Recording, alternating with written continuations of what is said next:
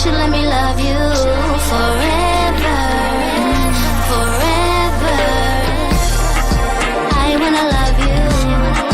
Will you let me love you forever, forever and a day, day, day, day, day.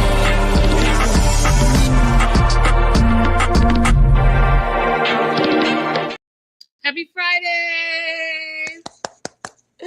Yes, we have a good group waiting. Woohoo! I love that. Welcome to TMW Online, the Melanated Way. I'm Linda. That is Abby. We are covering Before the 90 Days. We are only on episode 4, so it's season 8, episode 4. It's going to be a bumpy ride. I'm just going to apologize if I sound like a negative Nancy. I was telling Abby backstage here that there's just a lot going on in this episode, and it's all just blah. Yeah, we have lots of notes of things that we probably are going to complain about. Yeah, but I mean, for good reason, like you said. Hey, Ray Della. Hey, girl. Hey. All right, we're gonna start with Lisa now. Lisa, I was calling her Laura, but it's in that whole same genre that we know, like baby girl Lisa, Laura, you know, just that whole Danielle, like the whole shebang of women that have no business dealing with these men because they should know better. Anyway, she's 52. And, we know her and we've met her with her daughter. And we find out like first 3 seconds into the episode that she pees when she's nervous. And so she's worried that that's going to happen because she's excited about this trip, about Daniel, about the whole thing. And she's worried that she might be too old for him. But she's packing and she's leaving for Nigeria, y'all. Now, the daughter, Faith, is still kind of like her mom is, in my opinion, toxic towards her.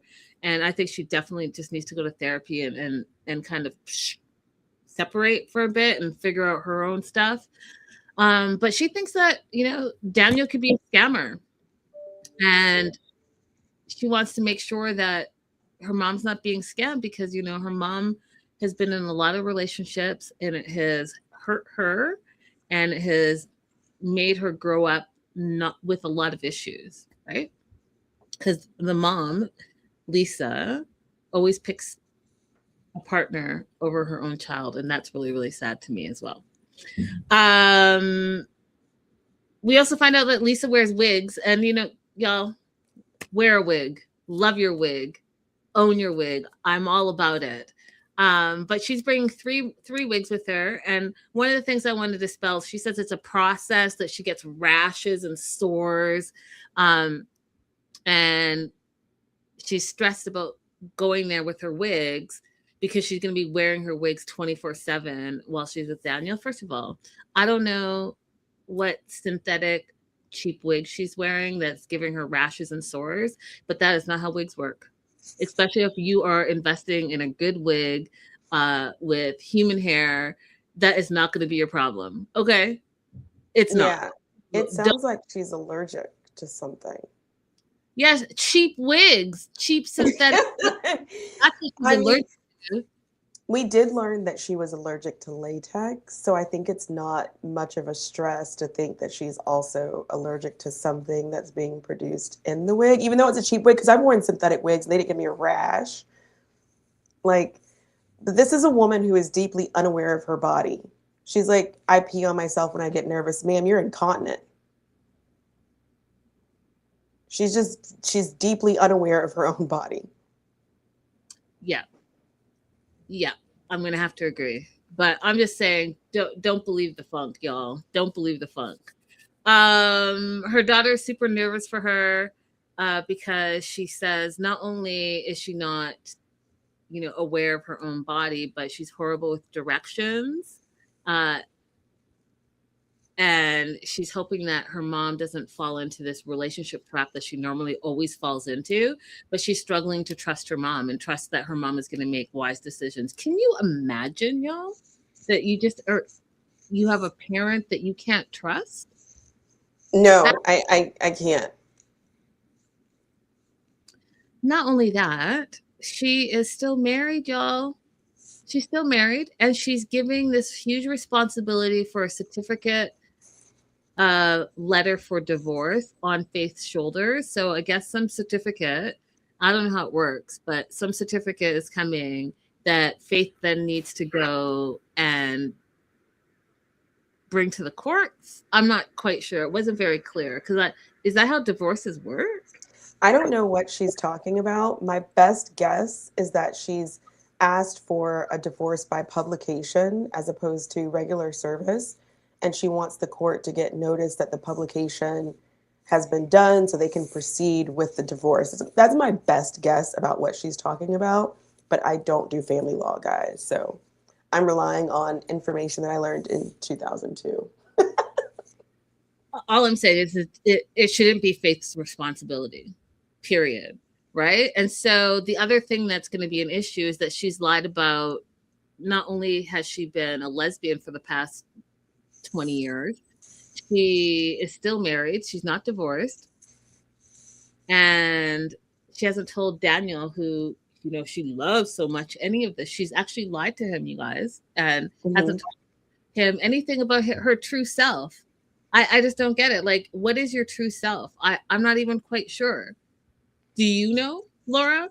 That's what I was about to say. I don't think she even knows. This is someone who, I learned this last year. She's male-centered. She is so male-centered. Let's say she's partner-centered because she's been a lesbian for a long time, that she doesn't really have a concrete identity. She cut all her hair off for a past partner. She moved all over the place for other partners. She puts her daughter in financial jeopardy and borrows money from a friend to send money to Daniel. She's so deeply male-centered that she has no personality of her own. Agreed. And she doesn't know her own body. Like with the whole opener, I know you passed by it already, but I can't get over it. How are you're a woman who's 52 years old who pisses all over herself all the time. How do you not realize that you're incontinent? I keep calling her Laura. Lisa, I don't know. I don't know what to say. I just don't know what to say. I think maybe stop chasing the men and start spending some time with yourself and figure it out. I don't know. Faith, her daughter has said, listen, whatever you do, don't get married while you're in Nigeria. And when I heard that line, I already knew, you guys, she's going to get married. 100%. And when the producers asked her, would you go against Faith's wishes? She's like, I mean, if he proposes. And there it is. So always choosing the man over her own child is wild to me, you guys. But she's hoping Daniel will be her sixth and final spouse. Six, y'all. Imagine having that many prior spouses and still being broke. Broke and unaware and chasing and all of it, just all of it. 6. We also meet Daniel, and y'all, Daniel is no better as far as I'm concerned. 39. He's from the Igbo tribe in Nigeria, but he's also Christian. We learned that he grew up poor. His mom died. And you guys, when he said this, I want you to go and fact check with any Nigerian that you come across. Now, me being a Guinean, I'm going to tell you that this is absolutely not true, what he's about to say, in my personal opinion. Okay. In my personal opinion, absolutely not true. But maybe this happened. I don't know. But he grew up poor, which is also a stereotype, because if you've ever gone to anywhere in Africa, you know that there are, yes, of course, poor slums, but there's also amazing resources and riches and beautiful homes and rich people as well. Just like in America, you guys. Okay. You're going to go to America and you're going to go to California, going to LA. Yes, there's Beverly Hills, but there's also Skid Row downtown LA. I mean, you're not going to take your peoples to Skid Row downtown LA because that's not what they're looking for. So just want you to keep that in mind when the stereotypes of Africa come out, because it really bugs me. But his mom died, he said. His mom was in a war and she was almost killed. And before she passed, she said a white woman saved her, and therefore she wants Daniel to marry a white woman.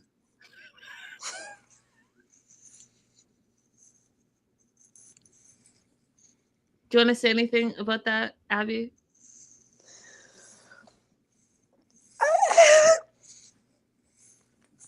Daniel, you don't have to lie to us. You don't have to lie to us about why you're pursuing this white woman. You don't got to lie on your mom's name. That part, because you guys, you know what? In that same breath, y'all, he then went on to say why he loves Lisa, because she supports him financially. He loves her big tatas, and he loves her for that. Also, he wants to go to America. So just say that. Just say this is a green card convenient. You've been praying to your gods, because that's what he also did say, praying to your gods to get out of Nigeria and go to America. And boom, this woman who doesn't have her own money, is not financially stable, has not told you any of the truth, but you love her because she supports you financially. But he wants to make sure he's making a good decision. So he's going to go see a spiritual leader.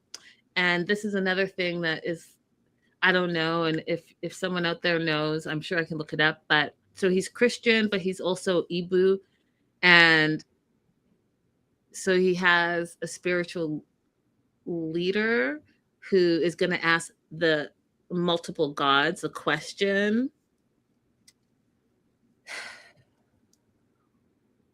I'm sorry, you guys. Everything that Abby says about me is true. If I don't believe you, I just have a hard time believing anything that you're talking about. And so this is why I'm stumbling over my words, because I just think that all of this is nonsense. Everything that Daniel has said is nonsense. I don't believe it. I don't believe his spiritual leader. It's actually in the background right now. Drew with some chalk, some circles, and some candles, and is rolling dice with some alcohol. I just don't think that that's how it works. And I could be wrong, but I don't believe so. The only reason I don't believe it is because I don't think they would allow you to make a video of an actual ritual. That's the part. That's the part. Hello. So do I believe there are rituals? Yes. Do I believe that they would allow this to be filmed? No. I mean, the only things that I know about that I believe to be true about Igbo people is word of mouth. I would never see a video of it. I don't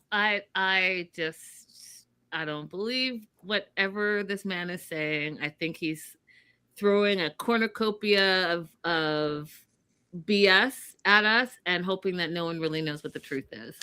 So he's asking his spiritual leader whether or not Lisa's going to be good or bad for him. He doesn't like the fact that she vapes, doesn't like the fact that she's been married 2 times, and doesn't like the fact that she was once physical with a woman, because same sex is not accepted in Nigeria. But the spiritual leader says, go ahead. She's going to bring you good things, success. Your ancestors have approved. You can move forward. It's going to be a great change for your life.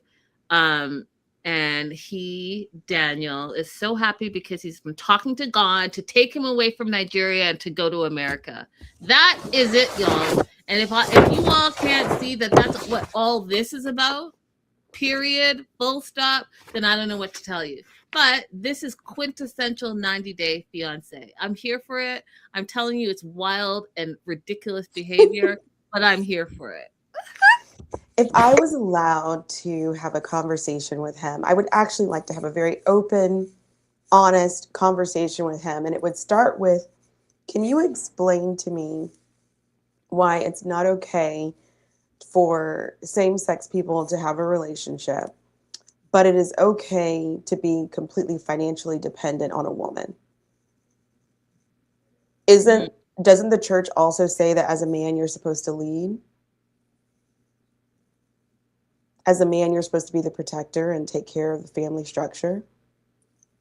I'm just trying to figure out what faith is he actually even following? I would follow that your question up with what faith are you actually following, right? Because if Well, he's oh, saying good. he's saying he's Christian, but he's also saying that he has other spiritual advisors and leaders that are doing like rituals and stuff like that.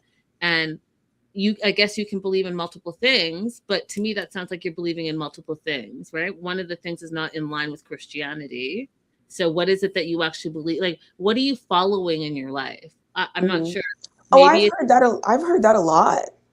I've heard a lot of people who don't actually, they will call themselves Christians, but they do not believe in one God. For me, that's not the way that I grew up understanding what Christianity is, but there are a lot of people in the world who see no conflict in that.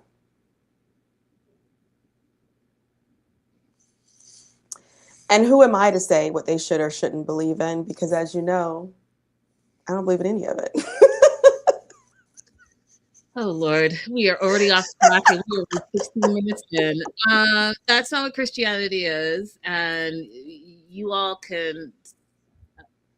I know what I believe, and that I don't believe that Daniel knows what he believes, and if he does, I would love to understand what that looks like. Uh, and that's where I'll leave it. Do you want to add anything else? Because that is a lot for I Lisa. mean, that's all to say about them. You guys, when we get into the episodes where they actually meet each other, so much more to say. So I'll hold it until then because this whole Well, thing is a mess. Normally, the situation is that we have the male partner who's withholding information from the female partner. And this is completely opposite. And the things that she's withholding are pretty big. On major. top of major, on top of not being financially solvent, which immigration wise means that she's not going to be capable of supporting a petition for him on her own anyway. She would either have to get her daughter or maybe her friend that she's been borrowing money from to be a co-sponsor if she did want to bring him to the United States.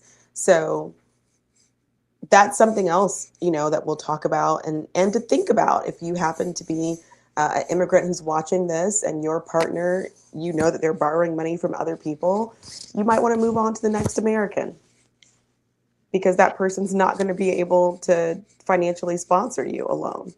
And you're not coming here to live a bad life. Like, shoot for the moon. Oh gosh, y'all it's outrageous. I mean, this is what we signed up for. Uh, Javon is next. Okay. Meeting Javon for the first time. He's 38, straight out of Jacksonville, Alabama. And I didn't know what was going on at first. You guys, all I saw were these old ladies reminiscing marriages, playing bingo. And then I was like, did I change the channel? I thought it was a commercial. I was not sure. I was like, who are these people? What's happening? But we find out because he makes his entrance that he works at a nursing home. And he explains off the bat that it's a low paying job. And I was like, well, what exactly is your job there? Because again, that seems to be a little bit of a stereotype. Not all nursing homes are low paying jobs. In actuality, if you own a nursing home, you're going to the bank every day. And if you are like a registered nurse, I mean, you already know, even if you're a home health care worker, it's not as much, but you're not like, oh, it's low paying, you can't do anything with your life. So I'm curious to know what his position is, Abby. It looked like he just did like activities. It didn't look like he was doing nursing duties because we didn't see him dressed like he was going to be doing any like cleaning up or taking vitals or anything like that. He was just passing out juices. So maybe he's like an event or activities coordinator for the nursing home. And And even that, that wasn't there for the activities. He was just bringing them their treats. right. Right. So I would suspect that although it might be a fun thing for him, because some people do really enjoy being around older people and their kind of like humor, that probably wouldn't bring in a lot of money. But just like you said, other jobs at the nursing home could, but it doesn't look like he's in one of those higher paying jobs. That part. Okay, you guys. So Javon, and I want to know if this is true for Americans. So Javon says one of the reasons he's had a hard time meeting someone in America is because women here want the 3 6s: 6-pack, 6 figures, and 6 inches, and none of those things are him. I mean, I appreciate that he knows that he's not like a high earner, but there's a lot of women out there dating broke dudes. So it has to be more than that. It has to be a personality issue. Has to be, because he's not a bad looking person. He's not super short. He seems well dressed. So there has to be some kind of personality issue that makes it difficult for him to have a relationship with an American woman. And he's in a place, or if it's not a personality issue, he simply prefers not to date Black women because he's in a place where there's a ton of them. Let me know your thoughts in the live chat, in the replay, you guys. Do American women look for 6-pack, 6 figures, and 6 inches? And if you don't have those things, they are not dating you. I'm curious Yeah. because I'm tending to lean towards what Abby is saying, that I don't think it's any of those things when it comes to him specifically. Right. He's going to the Philippines. He's going to see his wife. Let me just say that a little slower because it sounds wild. He's going to the Philippines and he's going to see his wife that he's never met for the first time. Hey, Tina. Her name is Anna Lynn.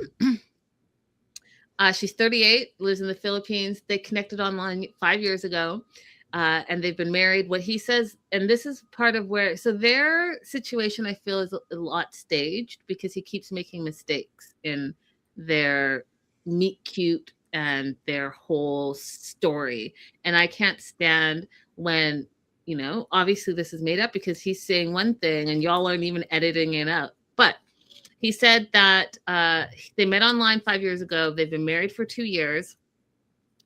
And she's like, what? He said that? No, we've been in a relationship for 6 years and we've been married for almost 3 years. So you guys figure it out. Whatever it is, it's been many years and they haven't met, but they're married.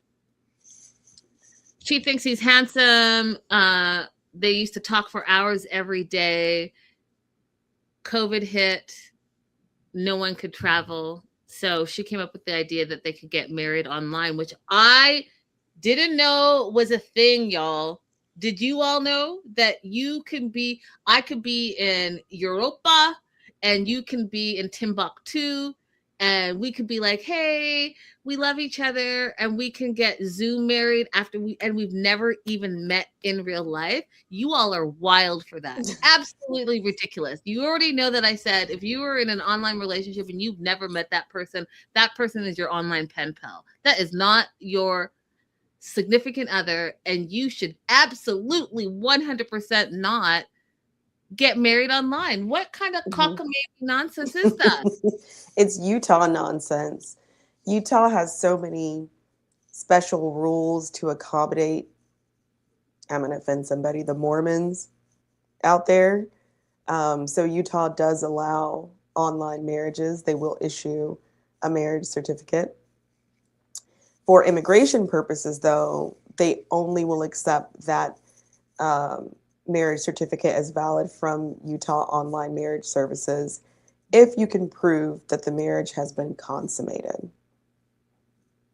Oh, so this is not even it yet because they haven't even met. So yeah, so they have to meet in person, either in her home country or a third country, before he would even be able to take action to petition for her. So when he said, I want to meet her at least one time before I start the spousal process. You have to, because you can't start it without proving that the marriage has been consummated.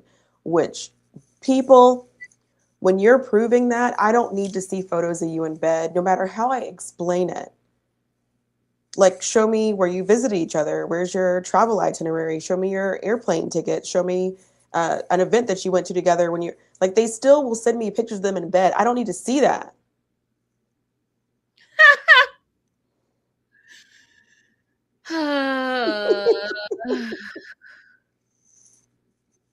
Yeah, this wild.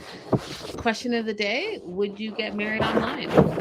Let me know. Absolutely not. I barely want to get married in real life. Definitely not get married on. Well, hold on. No. Wait. If he's rich. You could have just stopped while you were ahead, Abby. But hey, you know what? Whatever makes you happy, if it works, it works. But not online, y'all, and not if you've never met the person. Sounds wild to me. But he goes on to say that it was the happiest day of his life. He has the quote perfect wife, and I just don't know how he would know that since he has never met her. And even the old ladies in the nursing home, how can you be married for years and never met your wife? And his response is because it's expensive. He's had to work and finances. So we can already tell right now, y'all, that he ain't nada. 38, about nothing, bringing nothing to the table, nada. He can barely take care of himself. And, you know, his sister's driving him around to get his last minute extras. I mean, you guys, what is he bringing to the table? I'm trying to figure it out. And you're going to try to sponsor a whole person that you're responsible for. Like, make it make sense to me, you guys. What is happening right now? Okay. So we meet his sister Ashley. They're running around with the last minute errands. And this is where in the storyline, he's like, oh, you know, I've been married for 3 years. Well, just 10 minutes ago, you said 2 years. So what is it? Get your storyline correct, Javon, because I'm not going to do this whole season and pick apart all the things that you're lying about so that you're going to have to backtrack and explain it to the people. We are not new. We have been with this franchise for a long time. Get it together. We find out that Ashley thinks that Annalyn is a good time, but she's a lot of work. She calls her unhinged, off her rocker, and this relationship that they have is not a normal marriage. We find out that Annalyn called Ashley at work talking about that woman, and she was upset, and the sister's like, who's that woman? And he's like, oh, it's a friend of mine. We communicated, you know, we talk well, and we stayed on the phone for hours. And when I was having problems in my marriage, what problems were you having exactly? Because, I mean, maybe, I don't know what marriage really is. Because to me, you just have an online friend. I just, are you sending, like, what are you don't have any money. You haven't met your wife, and you've been married for 6 years and you have not met her. So are you sending her money? Like, what problems are you having? So what I understood him saying, or how I interpreted it, is that at some point in their talking and back and forth, Annalyn stopped stroking his ego. In the beginning, it was all complimentary and I love yous, and him getting what he wanted emotionally out of that, you know, some nice words. And then at some point, she was like, why haven't you been able to make it out here? Why don't you have the money to get out here? You know, and when the questions start coming, he's feeling like she's not doing her job of stroking my ego anymore. Now she's making me feel just as broke as the American girls did. He didn't say any of that, y'all. That's just what I heard. I agree with you 100%. 100%. 100%. She is upset about this other woman, and notice that the other woman was not named. I don't believe there's another woman. I think he's just BSing so that he thinks that he can get her jealous, and then more like, oh my gosh, baby, don't leave me for someone else, because you didn't even tell your sister what this other woman's name was. You're just like, oh, there's a other woman. Whatever. But Annalyn is not having it. She's blocked him. He can't get a hold of her, which I think is hilarious because you blocked your husband. Hilarious. And so finally the sister's like, listen, you need to figure this out before you go there. You guys need to sort through your nonsense. And so he calls her and she literally answers, what do you want now? We haven't talked in a week. Then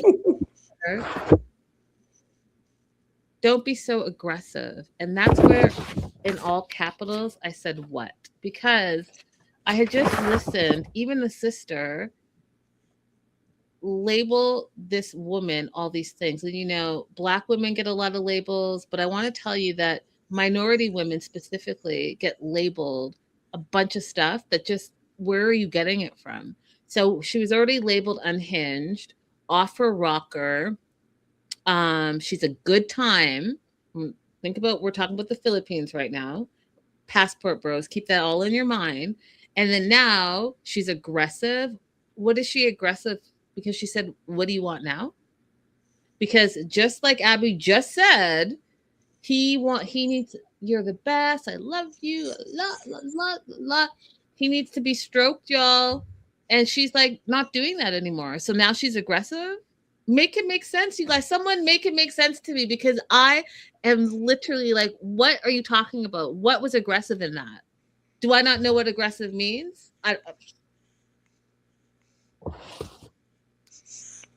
He says he's dealing with a lot and he's feeling not emotionally supported. Again, going back to what Abby said. So he's calling his good time girl, who is supposed to make him feel better.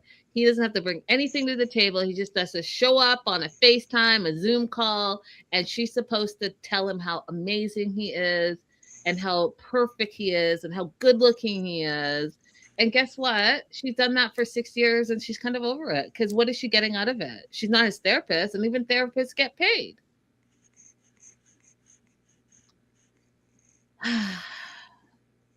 My note says he's gaslighting her. And this is what's said. You have family. You can go to therapy. She's like, you're in America. You have a big family. Go talk to them. Go to therapy. You're in America. You have to go to therapy. But he wasn't receiving that. And that's why he's blaming her that he reached out to this other woman because he wasn't getting what he needed from her. You know, you reached out to her because she stopped stroking your ego. You tried to do a double back, circle back to this girl, see if she could stroke your ego, because you're a broke person who probably, to me, don't have a support system that you can actually talk to and talk through some things. So you're hoping that women who you find you're attractive will continue to feed your ego, because you're lacking in whatever it is, whether it's self-esteem or attention or money or communication, whatever it is you're lacking. You want these women to adore you and pour into you so that you can feel better about yourself. And as soon as they stop doing that, guess what? They're the worst, and they're not good, and they're aggressive, and they're unhinged, and it's their fault. Oh my Lord, stop it. Beware of men like this, guys. Beware of men who are unable to sustain an emotional connection through difficulty, that they need you to always be praising them. If any difficulty arises, they shut down. Beware, 100%. Moving on to Emma and Ziad. Overall I had thoughts? forgot all about this girl. She came on the thing and I was like, oh yeah, her. Forgot about her. Emma, what are you doing? Emma, why are you here? Emma. If I was able to speak to Emma, my first question would be, girl, why are you got a fetish for Moroccan men who mistreat you? Yeah. Yep. You've been to Morocco, right? Yes, I actually was going to send you some pictures from Izmir. I'm sorry, that's Turkey. From Marrakesh, because I have been there where they are. And the markets they were walking through, very cool. All the spices and everything. So what was interesting to me is that the spices that they use in their food are a lot more of the aromatic spices. So when you're eating, they don't hit you in your taste buds here. They hit you here more. And that's a really enjoyable experience of food. Mm. And what was your experience overall there? Because, I don't know if you are following any of the like sporting news or like social media news with Morocco, but like iSpeed was there and had a terrible time. There's a lot of like racism. They were throwing bananas at him. And then, the Senegalese team, if you guys watch football, aka soccer, went against Morocco, and that match was wild, and they were really being terrible to people of color. And I'm just so shocked because I have not seen that experience, that part of it, Morocco before. And so for them to be coming into the news for literal racism against people of color is crazy to me because, Morocco is in Africa. They don't feel that way. And that's a whole thing I know. I know Northern Africans, Egypt. I know. But yeah, it's still Africa.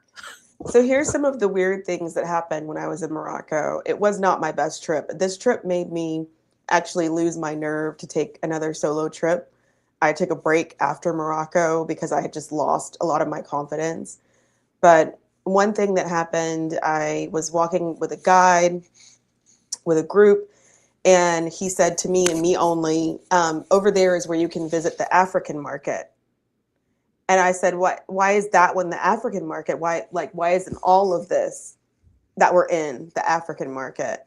And he just kind of brushed me off.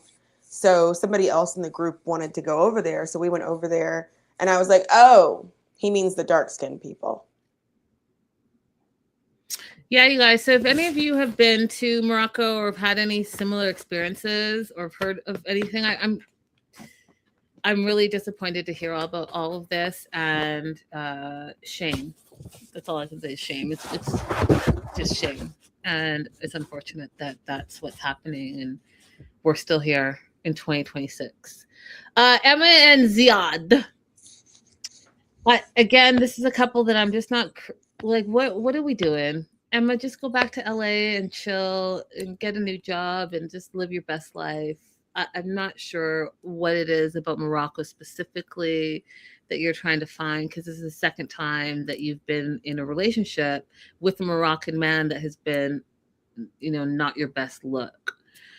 If you guys remember the episode before, they were fighting back and forth. They spent the night apart. Ziad wakes up and wants to be alone. So he goes out to be alone and he's doing the rattlesnake dancing with the recorder.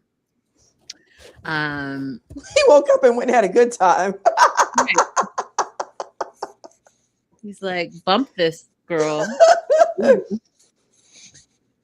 But Emma's determined to turn things around. So when he gets back to the house lady, because I don't know what she's called, but the lady that runs the house, the lady of the house lady made breakfast for them. And Emma decides that she's going to talk about their first night together and apologize to him for running away from the kiss that he was trying to give her on the cheek and walking away from him at the airport. And I was like, is he going to apologize to you for anything? Because I don't think that that's what I remember was the issue. The issue was he gaslighted you to get you there. And then now you're here and he's acting like he didn't say all those things. Reminds me of someone that we all know very well. You know, we see you on video. We see you dead, and then you're trying to tell us it's fake news. I just what? Right. Like, don't let people gaslight you, you guys. Anyways, she apologizes to him for whatever reason. Then she starts crying and tells him that she got fired. And that's important, you guys, because, you know, she is funding this trip, right? And has been funding this whole situation with the job that she no longer has after 5 years. And he tells her, you know, don't worry, you'll find a better one. Let's just enjoy Marrakesh and everything will be all good. I love that you can, you know, pacify her, but she's also going to need some real life solutions. And I just don't think that that was a way to say, hey, yeah, let's figure out what we're going to do. And what does that look like for our future? And, you know, can you afford this still? Because, you know, you are the one that's paying. And even though I'm going to take you to the market in a little bit and buy you these 3 little wallets that are equivalent to like $5, but you're going to feel like I'm spoiling you. Sorry, not sorry. Terrible. Okay. They do these little platitudes. They call each other wifey and hubby. And again, just because you say cute little things, you guys, doesn't mean that your problems are disappearing, because everywhere you are, there your problems are if you actually don't talk about them and don't resolve them. So, you know, you could be like all this stuff and then be like, oh, but I love you. That's not going to change. You know, if you think about what that sounds like, that sounds like some type of toxic, abusive, unstable relationship. Right. Right. Emma, you need to get like Greta. Okay. Those Facts. flags are waving. You need to get out of there. But I'm not condemning you, because most of us do stay way too long. I'm not saying I'm better than you. We all need to get like Greta. That part. I agree with that. Greta, listen, I dedicated a whole show to you this week and I stand in it. I was going to say the 10 toes thing, but I was like, I've used that phrase far too often. So they're in Old Medina shopping market. He buys her these 3 little wallets, and then he wants to introduce her to some traditional foods. So they're going to go and have snails, but she is not having it. And one of the things, you guys, like if you're like a picky eater, or you're not like, you don't like to explore trying new things in food, then just say that. But when you're like, ew, gross, ew, yuck, ew, never, it's really insulting. It also makes you seem low class and uneducated and not an open individual, right? Because and the comparison, because he's like, well, you know, this is a traditional food and I love it. Like, what do you love? And she loves sushi, which is raw fish, which depending on the type of sushi you eat, like inagi, which is eel, it's the same slimy type of texture. So what are you talking about? Is it your mind can't wrap around trying something new, or you actually think it's gross? But whatever it is, there's just a better way to handle yourself, in my opinion. Do you want to add anything before I say something else? I completely agree with you. I also hate the way that people will turn their nose up to a food when they think that it is a food of poor people versus if it's a food of a higher class.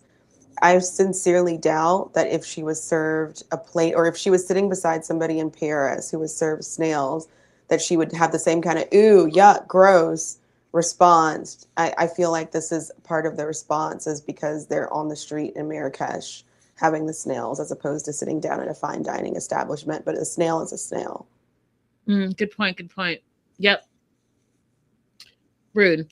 So instead of addressing that, they decide that they are going to go on a horse carriage ride. And she has resorted to giving him air kisses every time she wants to be affectionate with him. She wants to. Here was my biggest issue with them in this episode. She wants to tell him about her past. She wants to open up and be vulnerable. And part of explaining her past to him is for him to have an understanding of who she is in totality. Okay. So she says that she's been lied to in the past a lot. And she's trying to tell him or work up the nerve to say that she's been engaged to a Moroccan before, right? Like, but she's trying to give the time frame of it. But he cuts her off immediately. He says he doesn't care about her past. We can leave the past in the past. And he continues to, she tries again, he shuts it down again. And so she's like, wait a minute. Why are you so anti talking about the past? Like, are you hiding something? Because not only does she start doubting herself, but she's also feeling rejected. And she's concerned by that. And absolutely, Emma, go with your gut. There's a reason why he doesn't want to talk about the past. And quite frankly, if he doesn't want to know about your past, what does he want to know about? How is he going to get to know you? Part of learning about someone is learning how they've lived their life, learning about their family, learning about how they spend money, learning about how they save money, learning about past relationships, learning about, you know, where they grew up and how they grew up, because that all forms who you are and other stuff as an individual. So if he doesn't want to hear any of that, but he just wants you to show up as Barbie 2.0, it should be concerning to you. Mm-hmm. But we know that Emma's not going to take it the way that it should, the seriousness that it should be taken, because she shouldn't even still be here with someone who told you blatant lies and refuses to acknowledge that they lied to you about how you can conduct yourselves once you arrive. So that, and like, Emma, girl, like, there's a song, and I'm going to use it in reference to you, but look at him and look at you. Look at him and look at you. Look at him and look at you. That's it. That's it. That's all I got to say. Moving on to Sheena and Forrest, Dev and Molly. Lord have mercy. Okay, y'all, we're about to get into it for real now. Lord, okay, hold on. Let me turn the light. Let me turn the light so you can see all of the crevices of my face. I have so many opinions. Okay, you go first. We are talking about her money. It's her money. Nobody in this family earned this money but her. Y'all are broke. It took y'all 7 years to be able to afford flights to get to where she is. She has a job that she works. She's a professional. Y'all are the ones who are broke. You cannot tell this girl what to do with her own money. Say it louder, Abby. Say it louder, girl. Say it louder. And the fact that you have the audacity to be screaming at this girl's face and calling her a liar because she's spending her own money on her own family it's wild behavior. And I do want to say that in a previous episode, one of our live chat people questioned, like, well, maybe Forrest has been sending her money all these years. No, he absolutely has not been. He's not been sending her any money because he doesn't have any money to actually get there, right? That's why it took 7 years. And you guys, behind the scenes tea, okay, tea, this is off this episode, you know, I get the tea. I've been slacking on my socials, but I still get the tea. And Forrest, you're great, but you don't handle your finances well. You know, he's been evicted twice from where he lives. and he's actually been like trespassed against one of the places because he kept coming back to his old apartment and harassing the new tenants. So when we talk about monies, clearly it's an issue, and he ain't got it. It is what it is.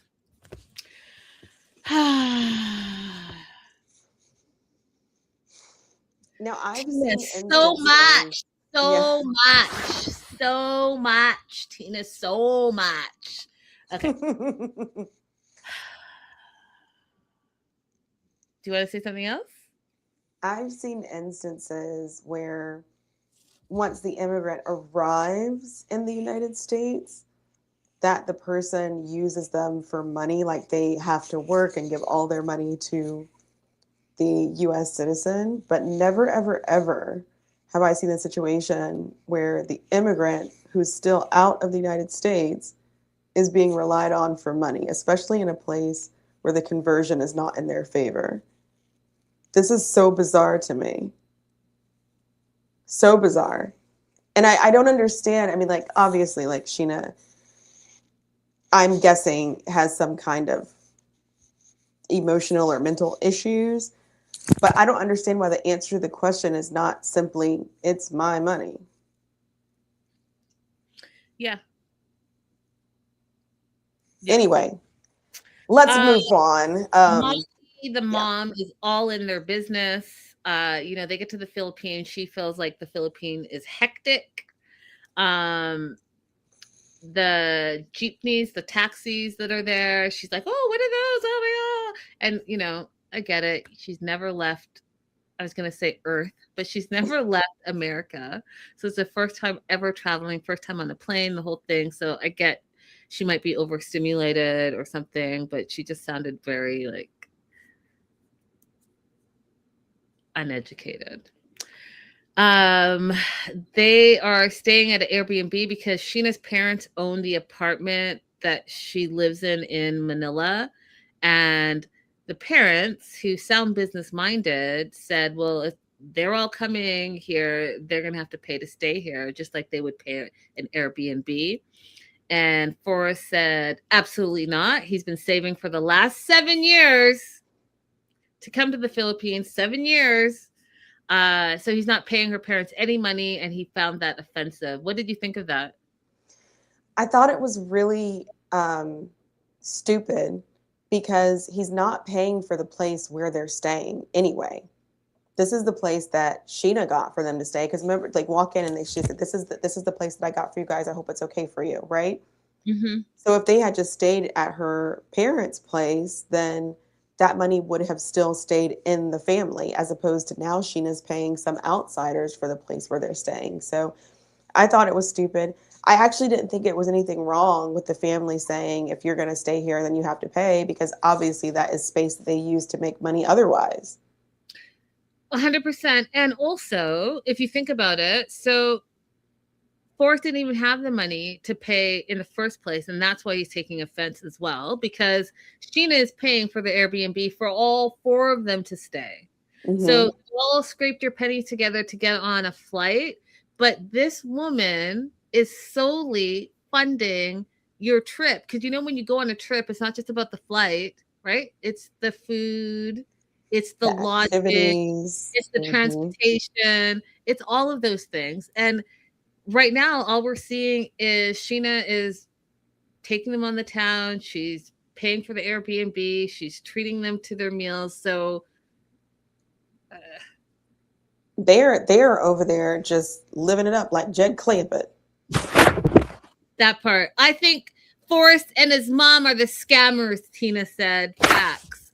Yeah. I mean, and it makes sense too, because remember when they were doing the first episode of how they met, Molly, the mom, is the one who found Scheana in some kind of group for people who wanted to make friends or had social awkwardness or whatever, and introduced him to her son, Forrest.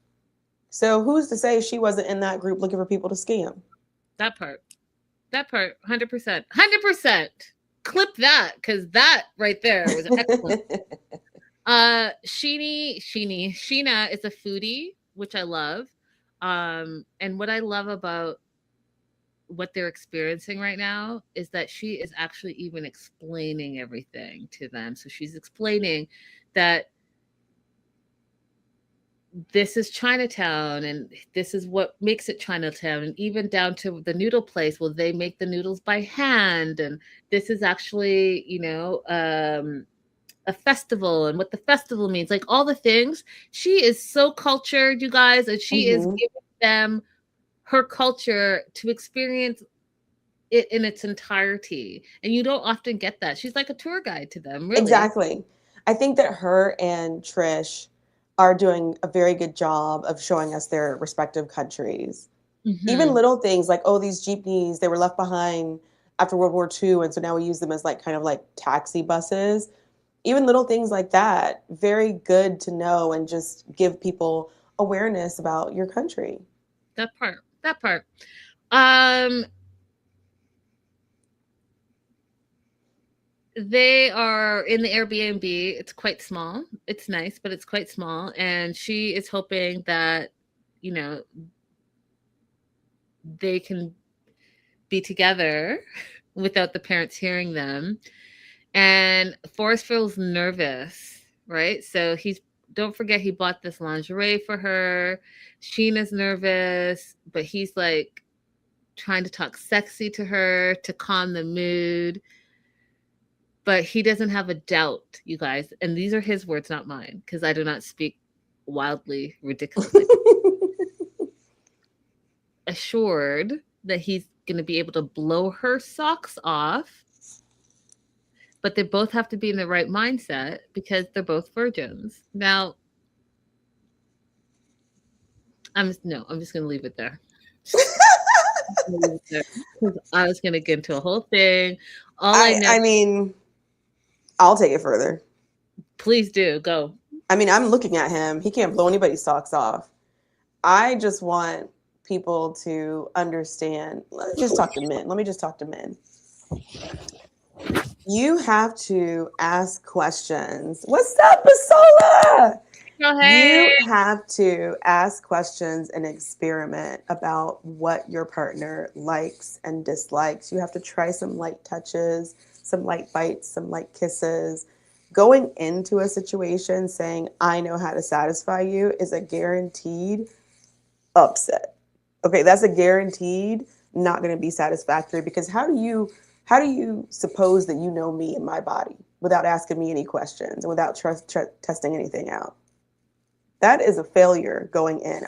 I know, he said, I know I could blow her socks off. Absolutely not. You cannot blow a feather off my head.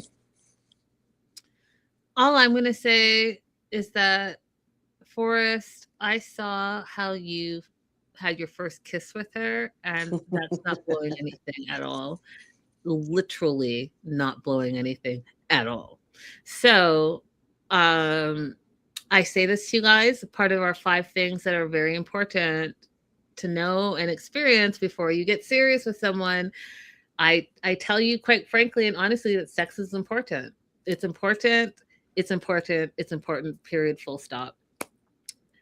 It's important. Anyone that tells you it's not important, there's a reason why it's not important to them specifically. So if it's not important to you, it's not important to them, then hey, that's two birds and a feather, two birds that flock together.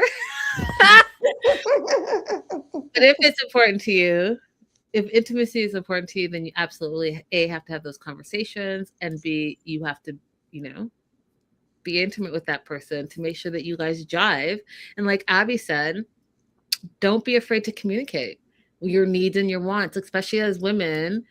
You have wants and needs, and they should be fulfilled just like how your partner is expecting their needs to need to be fulfilled. Okay. Um they had a great first night. They were, literally playing in bed, rolling over and giggling and doing all those things. They did not get intimate, and Forrest feels like they shouldn't have sex till they know each other more in person. And I do agree with that, but I don't think that that's the reason why he didn't have sex. I also agree with both of those statements. There's nothing wrong with playing for a while, you guys. Bring back grinding. Oh Lord. Bring back You're wild bring for back that. kissing in the movies for hours. Okay? Mm-hmm.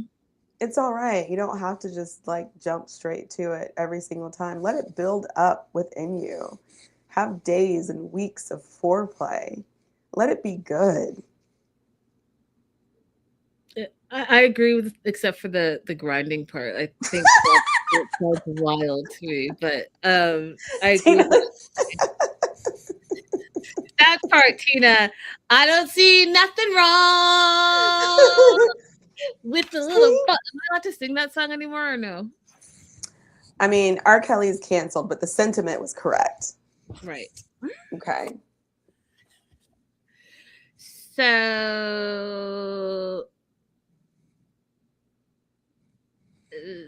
they had fun that night. And Forrest also goes on to say that, you know, not only does he want to know her more, he wants it to be the right time and for his mom not to be around. And that is absolutely valid. Absolutely valid. So they're spending their next day, their new day in the Philippines. They're going to go to Chinatown in Manila. And we learn, like we just talked about, that Chinatown is actually the oldest one. And Sheena gives a little bit of that history, which I just love, you guys. They're in their car service. And Molly, Paid the for mom, by Sheena. Go ahead. yeah, paid for by Sheena. Molly, who's the mom, is sitting in the front, turns to her son and Sheena in the back and asks about their private bedroom time. Did you guys do the nookie nookie? Now, I don't know about y'all, but absolutely not having that conversation with you, Molly. Absolutely not. They both chime no together. And Molly doesn't just drop it. She's like, well, why didn't you guys? Of course, like, because it was not the right time and place. But again, she's not realizing that basically your son is saying you were the problem. That's why. You were right there. You're the problem. I wasn't feeling comfortable. No one wants their first time to be with the mama being in the room right next door. Like, come on. But she's like, oh, if you guys are having problems, you can come to us anytime. If you have questions, you know, it takes practice. And, you know, then she goes into detail about like fondling and other types of. I was like, oh, Lord. Forrest gets really upset and tells her that she's being very disrespectful. And Sheena just wants privacy, which absolutely makes sense. Can you imagine how awkward that was for them? Do you want to add anything, Abby? I mean, I agree with what Becca said. Hey, Becca, by the way, Becca Kitty Meow. It would be one thing to ask him separately, which I also think is a little weird. I'm thinking it from like a parenting perspective. When your child has reached that age, I think that we've topped out of all the conversations that we need to have about your sexual health, your sexual choices, protecting your body. I think we're done with all of those conversations. And then that's for you and your adult partner. Because don't forget, you guys, they're not in their 20s. They're in their 38 and 40, right? 40 They're and like they're old enough that these are not conversations that they need to be having with a parent. And I understand like your parents are supposed to be there for you forever to go to for everything, but this is intrusive. This is a violation of multiple boundaries. Yeah, Molly has zero boundaries. She has zero boundaries. And I think that she thought that she was going to find her son, some little passive woman that would take care of her son, but also still let her son be in under her Molly's control. Period. That's what I thought. And so now she's having a lot of issues, especially when it comes to Sheena and Forrest actually really, really, really liking her and spending time with her and choosing her. Because now all of a sudden, Molly thinks that Sheena is controlling. y'all have been here for one day. Right. Well, Because Molly clearly wanted to control both of them. that's right. Yeah. That's right. So she's mad. She thinks that Forrest is being disrespectful to her, as well as she thinks that Scheana is now controlling Forrest because Forrest would never speak to her this way had it not been for Scheana. That's what she's thinking.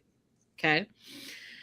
So there's a Catholic festival on, and what we learn about this festival, it's to celebrate the Chinese New Year, and we learn that Scheana is part Chinese and part Filipina. And so again, we're learning about her and her history. And she's going to take them to a noodle place to get good noodles. Again, I talked about how the noodles are made from scratch. She explains the tradition that slurping is a good thing in the noodles. It means you're really enjoying your food. And then all of a sudden, all hell breaks loose because Molly and her big mouth is going to now attack this woman who's paying for everything for them about her spending money. So Molly says, thank you, because she apologizes. Sorry, for all the confusion, whatever. Thank you for your apology, but confronts her, telling her she lied about the money that she's giving to her parents, and she was supposed to be saving to come to America. And Scheana starts crying and explains that she's scared of her parents. Her parents guilt trip her into giving them money. And Molly, screaming in her face, says, well, that's not a direct answer. I want a direct answer. And she's trying to explain that, listen, these are my parents. I have a different culture than you. And in our culture, we have to take care of our parents. But she's not trying to hear that.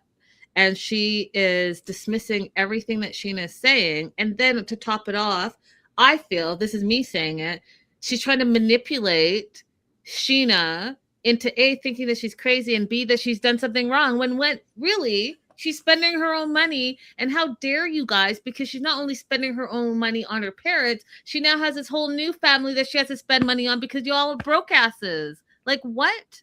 Right. And you have the audacity to confront her and scream at her while she's paying for the food that you're slurping down in your mouth? Make it make sense. Where's your gratitude?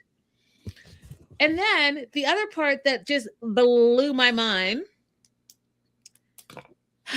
Okay, so the other thing is she has to give the money to her parents because she's the breadwinner in the family. Don't know if you know anything about the Philippines, but that's part of it. The children and the eldest child and all of that. So she feels obligated to help her parents. And then Molly's like, well, why didn't you tell us you were giving your parents the money? You've been lying about that for years now, and says, it doesn't make sense. It doesn't make sense. And I was like, what doesn't make sense to you? Like, it makes sense to me. What part, Molly, doesn't make sense to you? The fact that you're not getting the money, the fact that she's not saving the money to send herself to America to stay with your broke asses, because why not just save the money for herself and then on her own get herself to America? And then she doesn't even have to support you all, because what are you all bringing to the table? Nothing. And so you're mad about that because you thought that just like how her parents get money from her, that you were going to get money from her. And that's what you're mad about, because you didn't get the money. Now, I say all that, and I say this to Forrest directly. You sat there and let your mom talk crazy to her, and you didn't defend her. Your woman is crying beside you.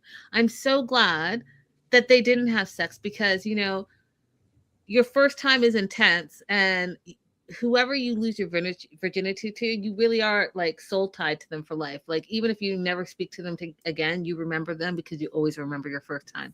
And so I'm so glad that didn't happen, because now you're starting to see the type of person he is. So you're in a dark alley. Is he going to stand up for you, or is he going to let whoever say and do whatever? Because looking at his mama scream at your face and him just sit there looking at you is wild to me. You should know better. So then when Molly says it doesn't make sense to her, he finally says, well, it makes sense to me because she loves her parents and she wants love from her parents, just like I love you and I want love from you.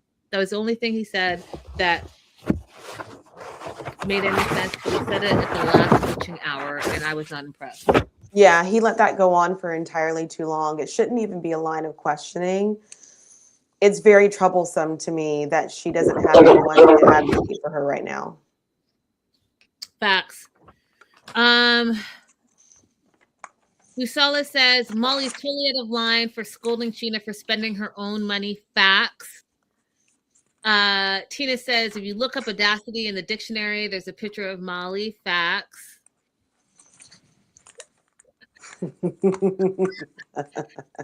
Listen. I could 8 with that one. Facts, Becca. That's all I'm going to say is facts. And Tina says, looks like Sheena will be sponsoring herself. This show is wild. It is wild, Tina, and that's why we love it. Yeah. Busola asked earlier, do you think the producers would be calling up to asking these intrusive questions?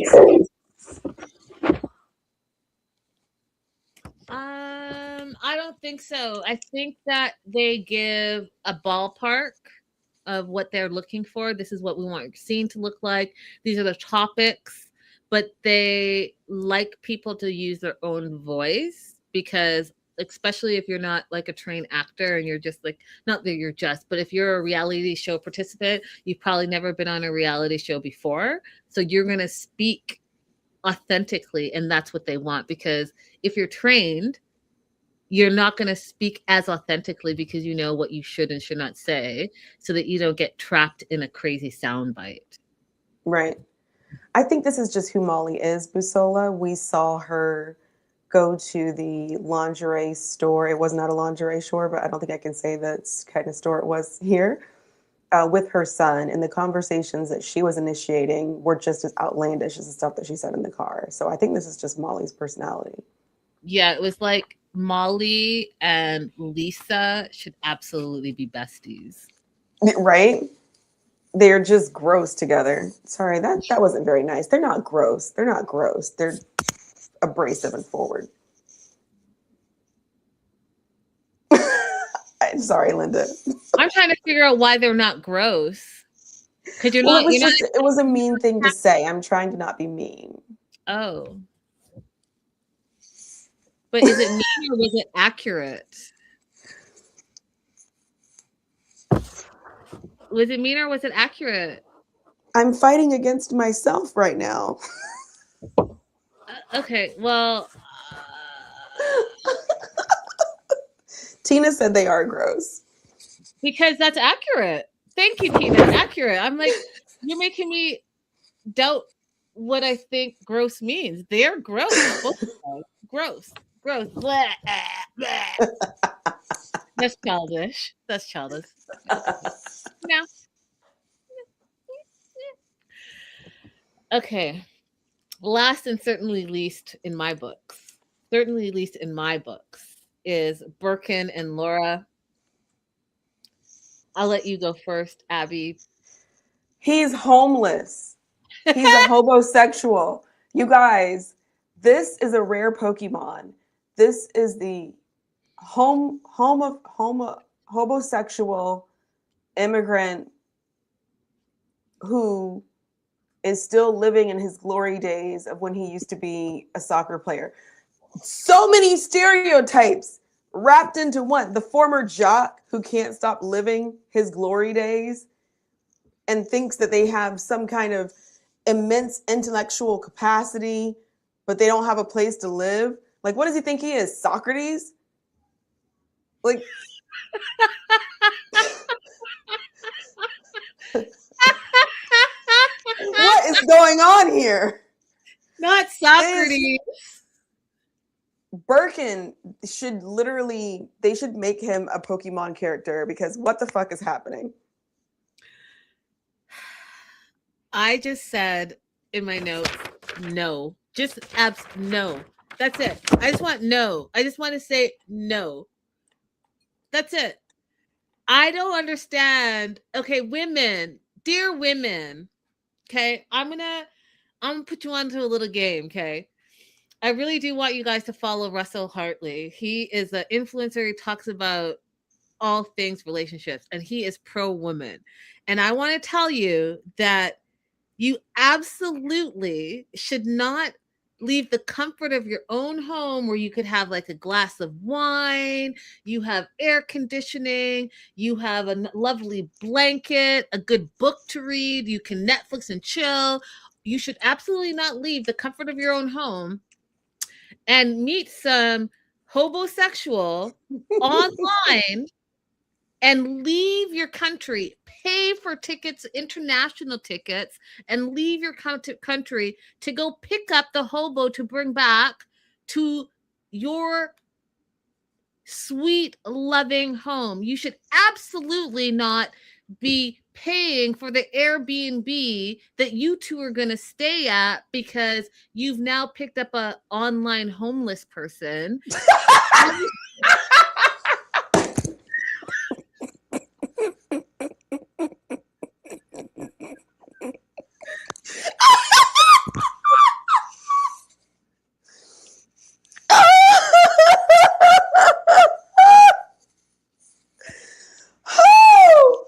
Excuse me, y'all. I'm sorry. Whew. Imagine flying away from your home where you have food and furniture to go meet a homeless man. You could have just gone to the Safeway to do that. I got a homeless person for you, Laura.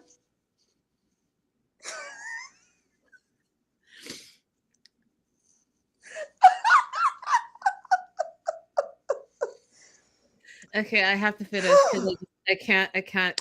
I've opened the Pandora's box. Oh my So, goodness. not only is he homeless, and you guys, I'm going to be petty. And the reason I'm going to be petty is because our whole lives as women, there are such standards. I'm laughing so hard. I'm crying. I feel like snot's about to run out of my nose. Sorry, guys. So the standard of women and what they have to offer often falls on their beauty, right? So what do they look like? And we have to like the Barbie and all the things, right? Just think about how you grew up and what was you were looked at for quality wise, right? It's always like the physical qualities. Women, we've had to deal with that our whole life. So yes, I'm going to be a little bit petty and say this. So if indeed you feel it necessary to leave the warmth and comfort of your own home, if you deem it necessary to leave a country when there's a whole country of hobos in America, if you feel it necessary to travel to get yourself an international hobo, please, for the love of God, they have to at least look the part because Birkin not only is homeless, he's like scrawny 2x4. He could probably go to the dentist and the dermatologist and it would be helpful. But go and at least, if you're going to be stupid about it, be stupid and be looking at something that is fresh faced and gorgeous to you. So at least you get that out of it. Because what I'm telling you, when this fool jumped on the train and then asked her with all her suitcases to meet him at the train station, low vibrations, low energy, low effort. You can't be a homeless bum and on top of that, be low effort. Linda, he checked in the Airbnb before she even got there because he don't got nowhere to stay. Listen. I haven't even gone to the breakdown yet, y'all. I'm just telling you what to look out for because this right here, when I said just no. So let me do the breakdown real quick. Laura rented the Airbnb for them. Place is the biggest place he's ever seen in his life because he is homeless. He stays with different friends, couch surfing back to back. So he's never seen an apartment this big, which should tell you, the first thing. He's taking the train to go pick her up, and he doesn't even make it all the way to the airport because he doesn't have a watch. So he doesn't know what time it is. And so he just goes on the train schedule and figures he's going to get to where he's going to get to. And I'm just going to throw it in there. I don't think he had enough pesos to get to the airport. I think he was just a one stop. Hey, meet me as far as my ticket can get me. And I'll just say I'm running late. So you schlep all your stuff because I just don't have enough money to get to the next station. And if they check me, they'll see that I'm a train jumper. So she takes her big suitcases and her carry-on and schleps them in this foreign country that she's never been to onto the train to meet him at the train station that he is waiting for her at. Now, one of the things, Laura, and good on you, and you look gorgeous. She lost a lot of weight over 14 months, and she looks amazing. But again, because as I just said, women are held to a standard, and body positivity is often not taught to us. All the things. She is dealing with some insecurities, and we all have them. So she's worried that this bum, homeless man, is not going to like her, which is just like blowing my mind right now. But here we are.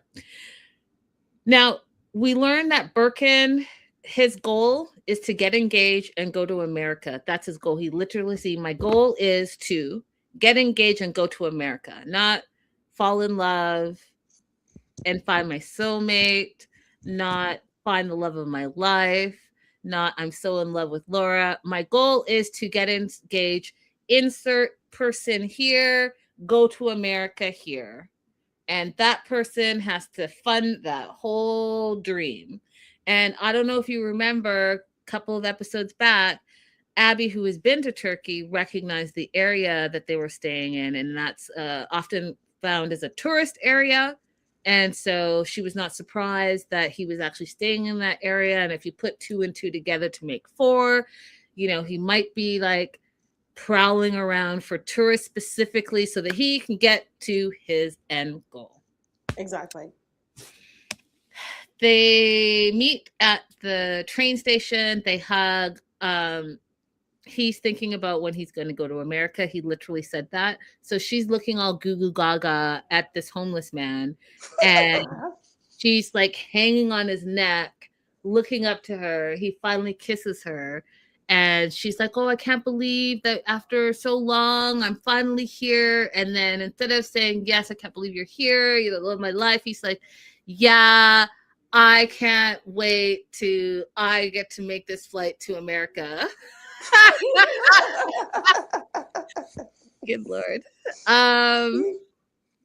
She's rose-eyed, goggles on. She's talking about those dark romances that she loves. He is the main character. I don't know about you, but I've not read a romance novel where the main character was homeless. Which has never been romanticized in anything I've read, Laura. And then she thinks that this is the most romantic thing, but she doesn't realize it's a slight. So when she says, yes, he's everything I've ever dreamed, main character energy, and then the producers ask him to look at her, he's like, oh, I don't need to look at her. I mean, I felt it. Yeah, you felt cha-ching, I'm going to America. Oh, Lord. Okay, question. Mm-hmm. How much of this is Laura's fault? Because they showed us the communication that they had before they got there, and it does appear that she used a lot of filters when she would chat with him and when she would send photos. I mean,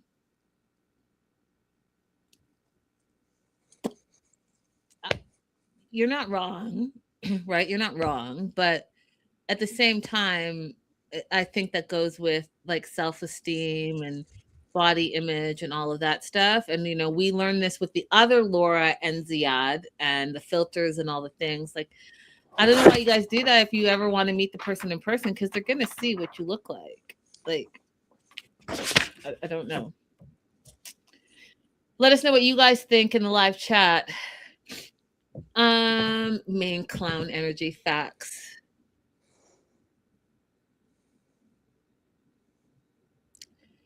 It's an awkward silence. So he barely got that kiss out, right? He barely got the kiss out. He's like, yeah, I don't need to look at her, which said a whole lot to me because as soon as they got on the train together, there was an awkward silence.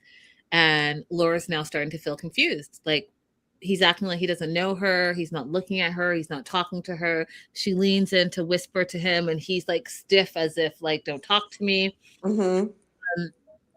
So something's feeling off to her. It's freaking her out. It should freak you out because he's showing you exactly who he is, right? So you're not going to change that first impression. That gut instinct that you're having that's telling you run, you should have probably have done that at this point. They get to the apartment. He's excited because, you know, now he's back to normal because, you know, he's living in an apartment for free and it's the biggest apartment he's ever been in because, you know, he's homeless. She wants to like get to know him and have like, you know, some unwind time, not saying like that, but like, you know, a one-on-one time. And he's like, no, let's change. We'll go see the coast. Izmir they go to, which is like a water view. They're walking along, looked beautiful, beautiful architecture, art. And he says, architecture is art. And this is what we live in. And that's the only thing, this is the only good thing I could say about him, because I agree with that. The history of some of these buildings, especially in abroad, is amazing. It's amazing. It's like, it literally is art that people are living and breathing and seeing. Especially in Turkey, you guys. I really loved Turkey. Loved Turkey because I forgot how much is there. It's so well preserved from the Byzantine, from the Ottomans. Like, so many of their structures still exist and are still in use today. And they were designed to be beautiful. Yep.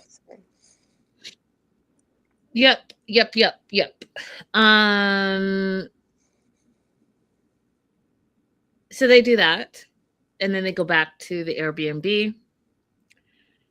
She's exhausted, right? Because she's been traveling for like a full day, and you lose a day. You know, a full day, you lose a day, so you're exhausted, and your body's like, "What time is it?" So yeah, I get that she wants to go to bed. And she's thinking that he's gonna go with her. He's like, no, because don't forget, he's homeless, and so he can't Netflix and chill, right? Because he just hops from one couch to the next couch. So he's gonna sit back, you guys, kick up his feet, okay, and watch a little TV. He said, I'm enjoying all of these amenities. Y'all, you don't see how crazy that is? This woman is paying for him to watch TV because, you know, I did say the part about the architecture, and that's the only thing I agree, but it's because he's outside all the time, you guys, wandering the streets because he ain't got no home.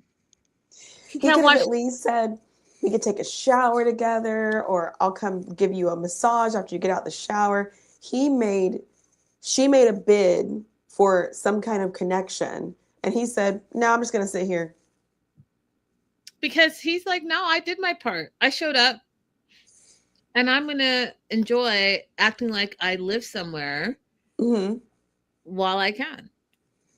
He is about to bare minimum his way to the United States. All the way.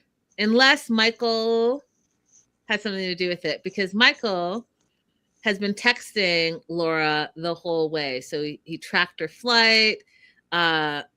He's been texting, and even in their conversations, because they're such besties, he can tell that her tone is less excited, so he's not sure what that's about, but he's sensing that there's something wrong. And Laura says the same thing. Something feels off. It's not the magical moment that she thought she was going to have, and she is not getting the attention that she thought she was going to get from Birkin after she spent thousands and thousands of dollars. And so the moral of the story of the ladies is, first of all, and this is what I believe. Okay. If a man, you're the prize. Okay. You're the prize. And if a man is long distance, wherever he is, and he wants you to come and see him, he must provide that travel, the whole travel arrangement. You should not be coming out of pocket if he's trying to fly you out. That makes no sense because guess what? You're the prize. So when you go there, and I'm about to say something that sounds crazy, but it's true. When you go there and you get all dolled up and he gets to have a little ding-a-ling, a ling-along, that's you. You're the prize. So are you telling me that you're going to pay for yourself to go and ding-a-ling it out over there when as a woman you could walk down the street and ding-a-ling along for free all day, every day? Why are you now coming out of pocket to ding-a-ling-a-ling all around town? It doesn't make sense to me. If anything, okay, you can at least, if you're going to bare minimum it and you're going to lowball yourself, I am saying all the funniest things, you guys, and I'm not even doing it on purpose, but it all is making such great sense. You're going to lowball yourself, then go ahead and just Netflix and chill in the comfort of your own home and let the hobosexual homeless bum come to you so that when you're ready for him to be unhoused again, you can just open the door and scoot, you go.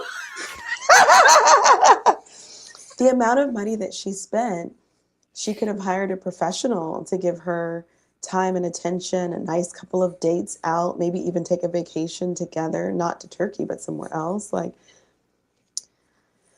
what do I know? I don't know anything. What do I know? I don't know anything. Tina says, Mr. Vanilla Ice, baby. I was thinking, I think it's Shaggy. Ding-a-ling-a-ling, don't stop ring. Booyaka, booyaka. I don't know, but that's the song. Yeah. This I don't get. I don't understand what Laura's doing, but at least Birkin is very clear and direct about what he wants. He's not lying to us. He's not trying to pull wool over anybody's eyes. That man said, my dream is we will get engaged, go to America, get married. Okay? Now, Laura, 5 years from now, 4 years from now, 3 years from now, when this man leaves you, I don't need you going to USCIS trying to get his green card snatched up because he is telling the truth right now. Okay? Same for you, Lisa. Okay? Just because that man was all grossed out and proposed to you as soon as you got off the plane, which we'll talk about next week, what Abby said. I don't want to hear any nonsense. I don't want to see you get all Angela on him because your feelings are now hurt. No. I don't want to hear it because it's right here in your face. It is not covert. This is not an Eve situation. That part. All right, y'all. Happy Friday. Have an amazing weekend. Don't forget to like and subscribe, and y'all tell a friend. I'm stuck at the same numbers. I'm trying to level up in 2026. Abby and I have lots of great things to say. And you guys, don't forget to follow Abby all across her socials. She's doing the thing. And we'll see you guys on Monday. Happy weekend. Bye.